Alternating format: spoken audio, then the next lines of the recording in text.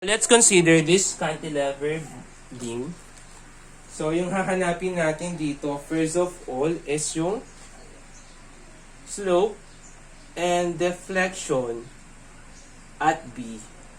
So, siyempre, laging yung gagawin natin dito is yung pagkuha muna ng moment center.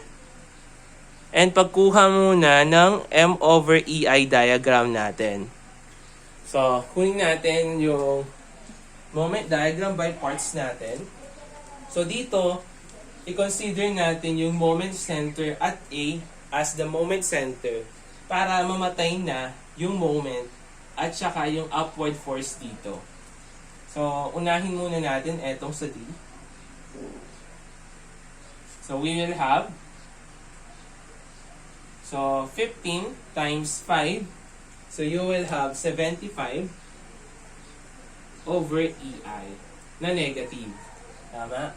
Since naka-conjugate beam tayo, kaya etong loading natin na yan, magiging downward na lang. Kaya nag-positive siya. So, susunod naman is etong 15 kN. I-moment natin siya sa A. So, we have 15 multiplied by 4. Meron tayong 60.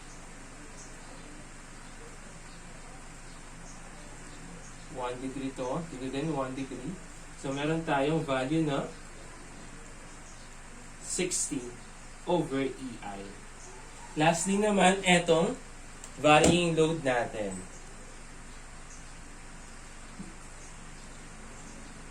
So, meron tayo ditong value na 18. So, pababa. So, that will become 1/2 of 12 multiplied by 3. So, eto niyan, magiging 3 degrees naman.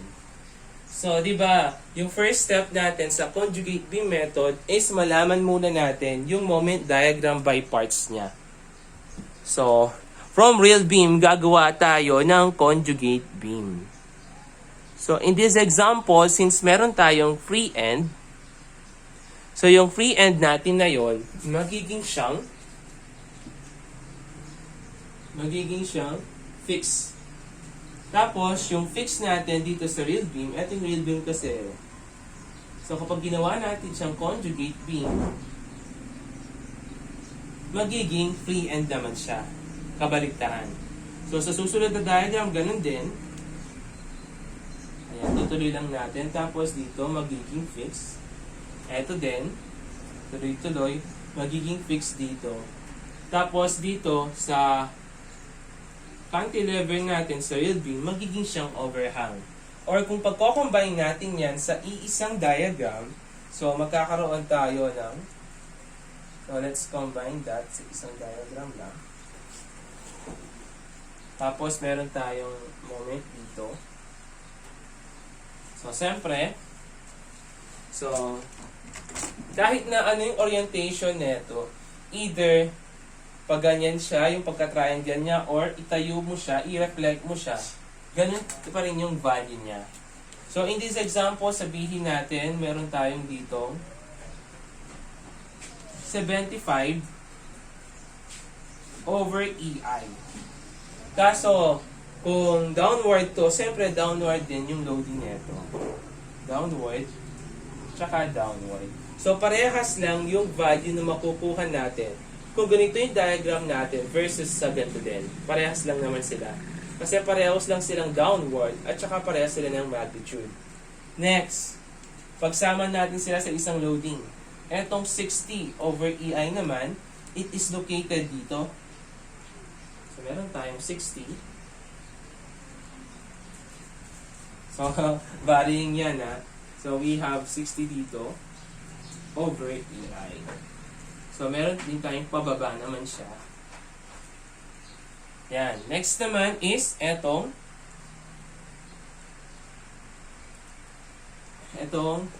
parabolic naman. Pababa din. So, na meron tayong 3 degrees naman. So, yung height nito is equal siya sa 18 over EI.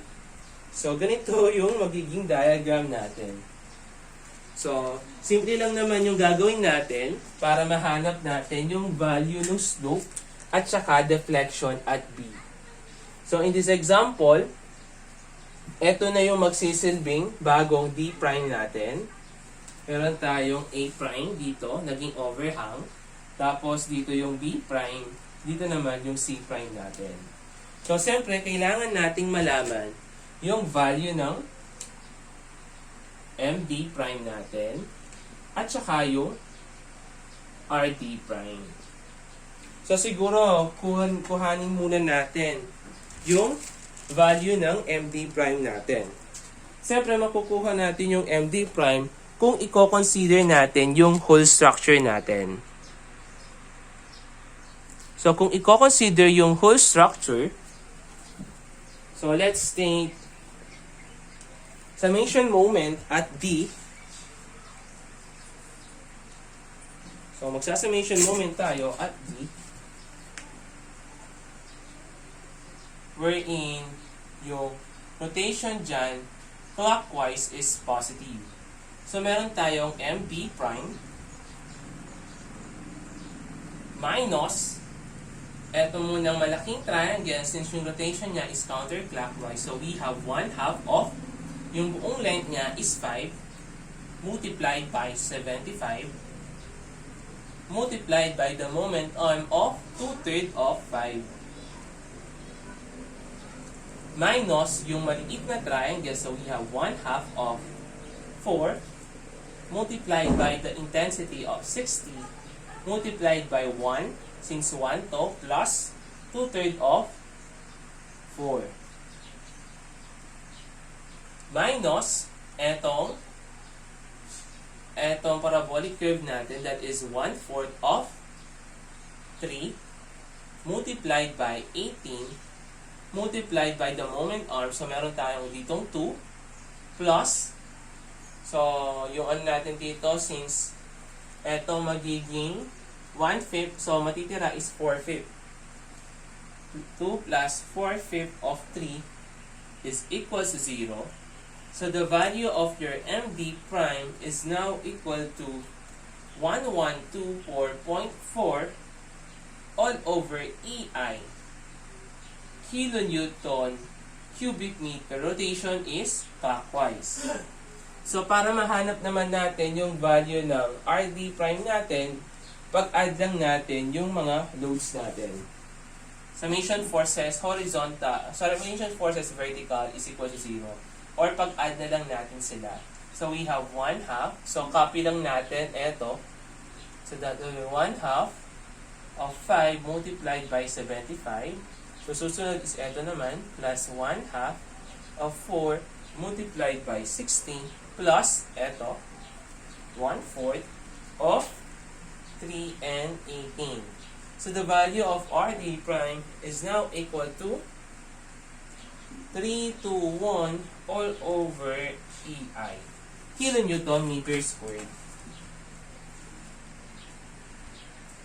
Ngayon, kukunin na natin yung slope and deflection at point B.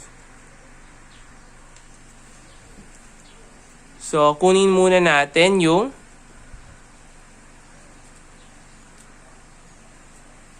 slope natin at B. So, let's consider na lang. Let's consider yung maghahati tayo dito sa point B natin. So, mangyayari, magkakaroon tayo ng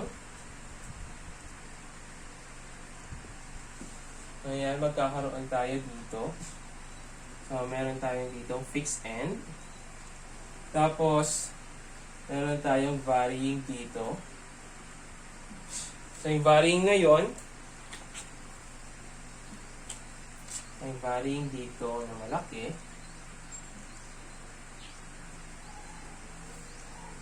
Tapos, meron na lang meron. Tapos, ano yan is pababa. Tama. Tapos, meron tayong varying na maliit.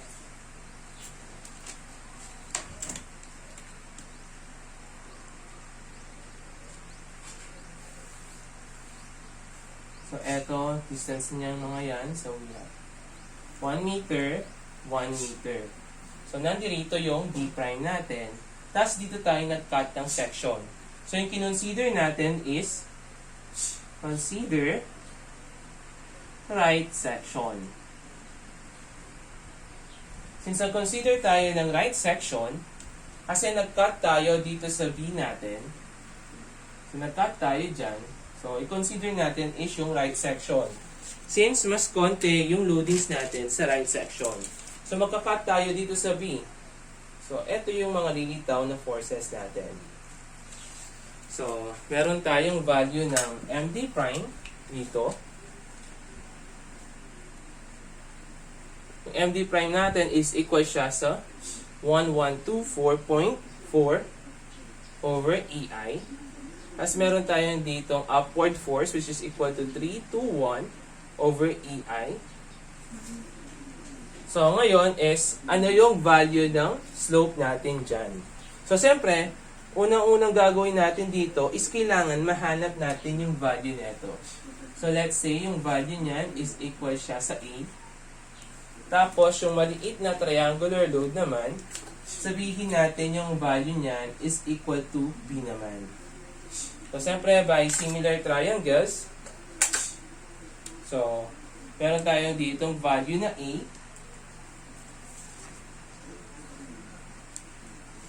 A over yung kanyang buong length is 2 is equals to yung height niya which is equal to 75, yung malaking triangle, all over yung buo which is equal to 5.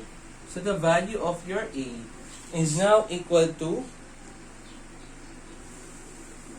30 kilonewton per meter. So, what is the value of your B? Ganun din, similar triangle din tayo. So, B over 1 is equal to etong malaking triangle na 60 all over yung buong length niya which is equal to 4. So, the value of your B is equal to 15 kilonewton per meter. So, ngayon, we will consider right section in finding for the slope. Slope at B, consider right section.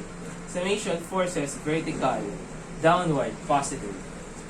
So, in this example, yung theta B natin is equal to, so yung reaction natin sa D, since it is upward, kaya mangyayari is mag-negative yung value natin doon.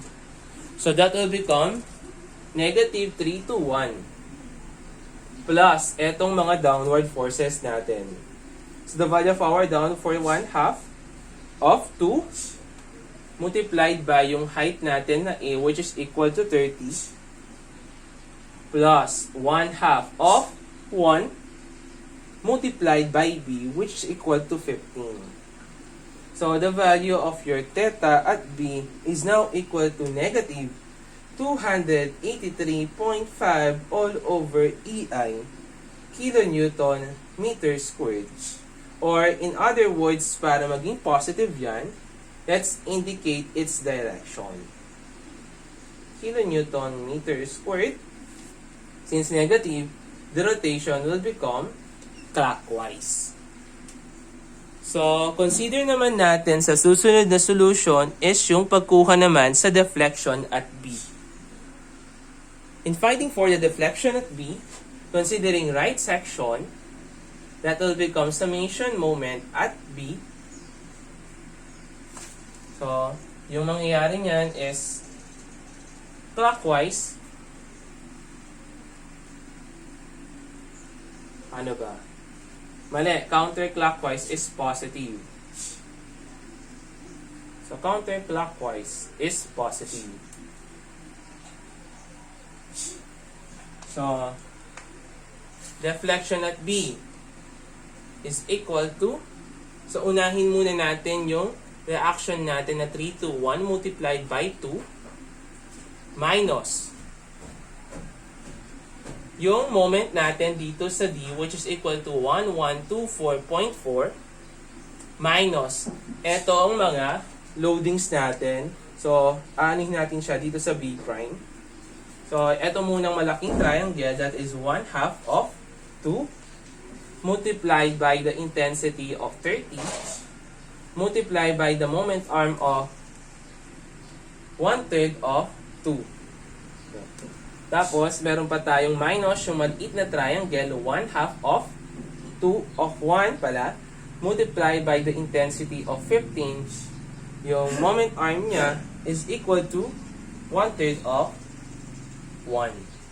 So the value of your deflection is now equal to negative 504.9 all over EI, kilonewton cubic meter. Or in other words, para mag-positive yan, so let's indicate only the direction. So, pababa siya. Next, paano naman sa susunod na situation natin sa letter B? Let's find the theta and deflection at free end or at D. So, ito yung easiest way. Sa D lang tayo.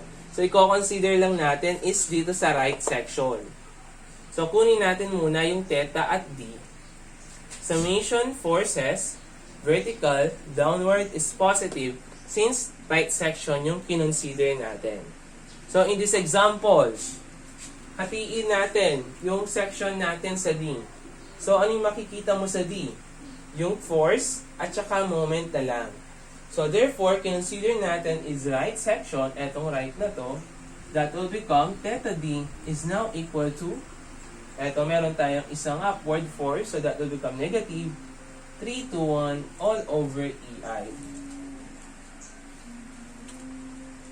Or in other words, para mag-positive yan, so we have 3 to 1 over EI, then indicate the direction, which is clockwise. Next, let's solve naman for the deflection at T. So that will become summation moment at B prime. So since right section yan, counterclockwise, positive. So in this case, mapapansin nyo, magka-cut tayo sa D. Ano yung makikita mo sa D? Yung moment lang at saka etong reaction na to. So therefore, eto yon. So, since it is clockwise, so that will become negative 1124.4 all over EI. So, kung kukunin natin yung deflection niya, direction lang, indicate lang talaga. So, that is upward.